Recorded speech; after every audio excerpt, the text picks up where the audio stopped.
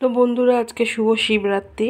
আমার তরফ থেকে সকল বন্ধুদেরকে শুভ শিবরাত্রি শুভেচ্ছা জানাই। চতুর্দশী লেগে গেছে, আর এখানটায় আমি আমার বাটা রেডি করে রেখেছি।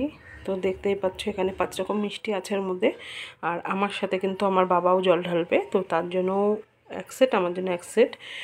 আর এখানটায় এখন আমি ঘরে পুজো দেবো, সেই কারণে মালা। আর ওখানে যাবার মালা এখনও এসে পৌঁছায়নি, আমাদের বাবা নিয়ে আসবে।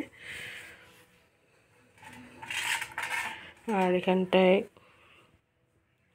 ভগবানকে কী কী নিবেদন করব, তো সেগুলো গুছিয়ে রেখেছি। আর এখানটায় দেখতেই পাচ্ছ সিদ্ধি গাজা লেখাই আছে।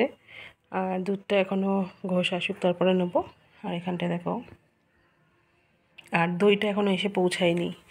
আর কে কীভাবে পুজো করছো সেটা প্লিজ কমেন্ট করে জানিও। তো চলো, বাকি কাজগুলো এখনও সেনি, কারণ বহুত কাজ পড়ে আছে। আর ঘরের শিবকে দিয়ে তারপরে কিন্তু মন্দিরে যাব। আমার কিন্তু ঘরের শিবকে পুজো দেওয়া হয়ে গেছে। তো যা যা ভাবনা তাই তাই করে নিয়েছি। বেশ ভালো লাগছে, মনের দিক থেকে পুরো স্যাটিসফাই যে এত সুন্দর করে করতে পেরেছি। আর এখানটা দেখো আমার পুজো ডান। তো এবার রেডি হয়ে মন্দিরে যাব, আমার বাবা চলে আসুক তারপরে। আগে বললো কে কে চেনো এই মন্দিরটা? তো যারা যারা চেনো প্লিজ কমেন্ট করো। তো এটা হচ্ছে আমাদের এখানকার মন্দির, শিব মন্দির। আর নিচেও একটা শিবলিঙ্গ আছে, দুটো জায়গাতেই আমি জল ঢেলেছি। আর এখানটায় এত বছর পুজো দিয়ে এই বছরই আমার ভীষণ ভালো লেগেছে যে দুজন দুজন করে কিন্তু পুজো হচ্ছে। আর ব্রাহ্মণ একটু রেস্টে গেছে, তো এখানে দেখো প্রচুর লোক আছে। আর এখানে ঝাঁকে ঝাঁকে পুজো হচ্ছে না, দুজন করে করে উনি পুজোটা করাচ্ছে। ভীষণ ভালো লেগেছে, আমার তো খুব ভালো লেগেছে। এবার ভীষণ শান্তিভাবে পুজো করলাম। তো বন্ধুরা, বাড়িতে চলে এসে কি বলে তোমার চরণামৃত খেয়ে তারপরে সাবু মেখেছি, সাবু মাখা খেয়েছি। সাবু মাখা খাওয়ার পর আর কিছু খাইনি। তো আমার সাথে আমার বাবা ছিল, আমার দিদির বড় ছেলে ছিল। তো সে আর আমি দুজনে মিলে খেয়েছি। খাওয়া দাওয়ার পর কিছুক্ষণ বসে ও চলে গেছিলো বাড়িতে।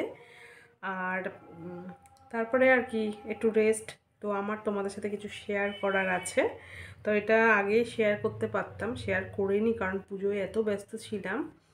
তো আজকে একটা ভালো জোক আছে, তোমরা জানো, অনেকেই জানো বা অনেকেই এই জিনিসটা করেছো। তো আমি কোন বিষয়ে বলতে চাইছি তোমরা অবশ্যই বুঝতে পারছো। তো আজকের দিনে নাকি বললে স্বামী যদি তার স্ত্রীকে কি বলে রূপোর চাঁদনি যদি কিছু দেয়, কিছু বলতে পায়ের তোড়া যদি দেয়, তার ধন দৌলত নাকি বাড়ে।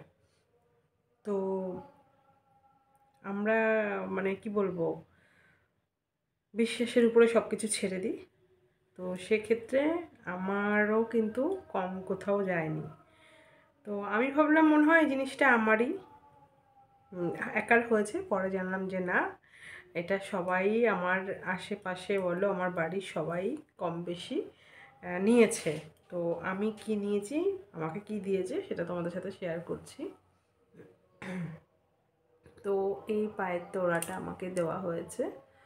দেখো, এটা ডিজাইনটা এরকম। আর এটা হলো বাড়ানো কমানো যায়, ঠিক আছে।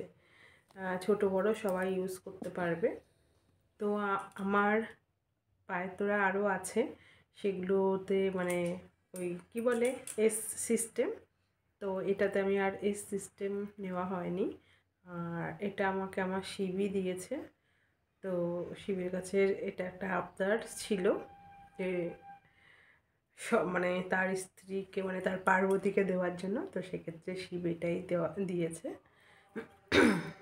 তো পায়ে অলরেডি একটা পড়া আছে, আর এটা খুলে তোমাদেরকে দেখালাম। কেমন হয়েছে প্লিজ কমেন্ট করে জানিও। তো এটাই বলার ছিল।